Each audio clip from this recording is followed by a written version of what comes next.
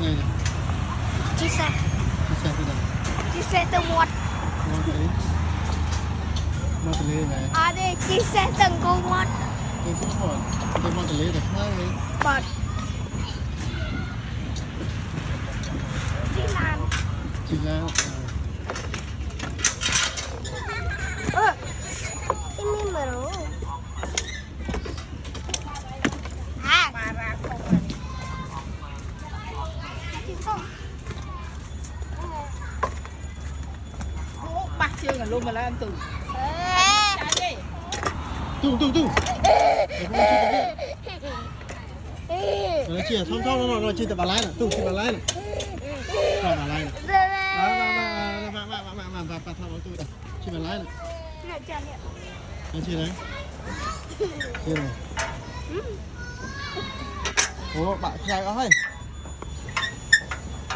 Bạn trai có hay. Bạn trai có hay. Chia bà lái này rồi.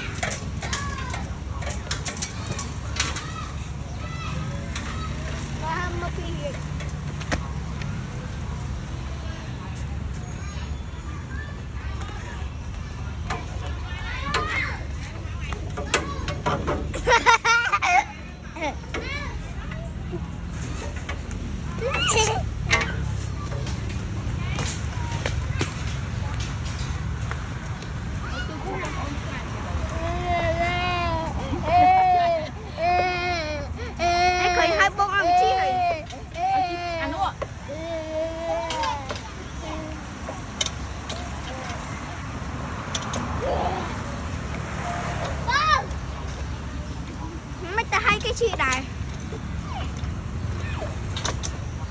chị Lan Chị Tố nghe tôi.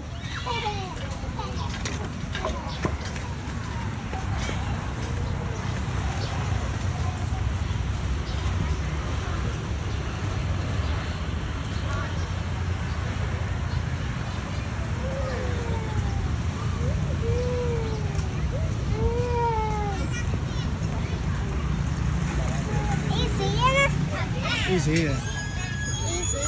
Easy man. Easy. Easy.